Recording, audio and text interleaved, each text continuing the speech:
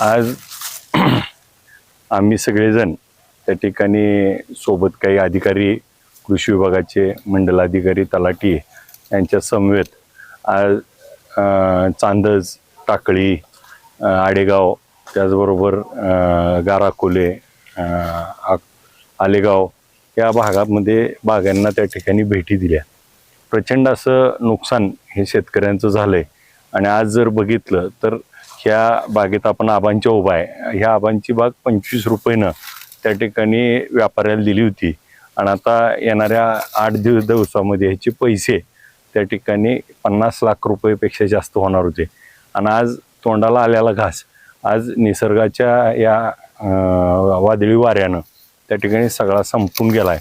आणि आज तोंडाला आलेलं पीक सगळं कोलमडून पडलंय. संपूर्ण बागेचं नुकसान झालंय. परंतु मला या निमित्तानं आज पंचनामे केले जातील, त्या ठिकाणी सरकारच्या NDRFच्या निकषानुसार पैसे मिळतील. परंतु या व्हिडिओच्या माध्यमातून सर्व शेतकऱ्यांना त्या ठिकाणी नम्र आव्हान करायचे की आज आम्ही सगळ्याकडे फिरलो, परंतु काही मोजक्या बोटावर मोजण्या एवढ्या शेतकऱ्यांनी त्या ठिकाणी फक्त विमा उतरवलाय. तर ती विमा जर आपण हेक्टरी 7,000 रुपये, त्या ठिकाणी एकराला 2800 रुपये असा विमा उतरला तर 3 लाख रुपयेपर्यंतचं नुकसान भरपाई आपल्याला त्या विमा कंपनीकडून मिळाली असती. परंतु दुर्दैवानं आज आपल्यात कोणीच विमा उतरवला नाही. आज 1 एकर बाग जपायला 1 लाख रुपयेपेक्षा जास्त खर्च करतो आपण आणि फक्त 2800 रुपयेमध्ये त्या ठिकाणी आपण भरत नाही.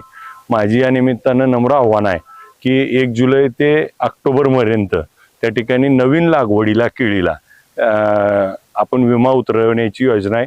तर तो कृषी विभागामार्फत विमा उतरवला तर भविष्यात असं नुकसान आपल्याला टाळता येईल.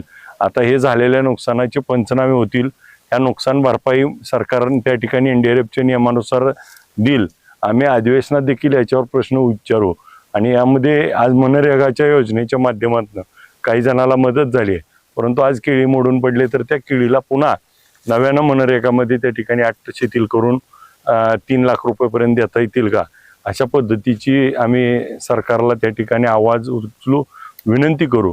मुख्यमंत्र्यांना देखील मंगळवारी भेटून त्या ठिकाणी संबंधिताच्या वरती पंचनामे झालेत तर त्याला चांगली मदत मिळावी अशा पद्धतीची विनंती करतो.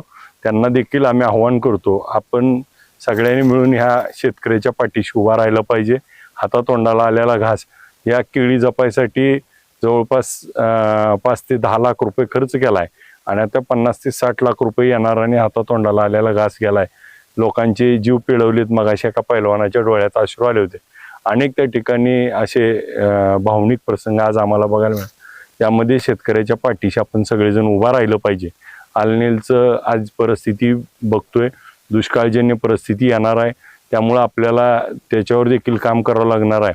आपण सगळ्यांनी या सगळ्या गोष्टीचा सामना करण्यासाठी आता धाडाडीनं, संघर्षाने या दिवसामध्ये वाटचाल करावं लागेल. आपण सगळेजण या शेतकऱ्यांच्या पाठीशी उभा राहू असं मी सर्वांना आव्हान करतो.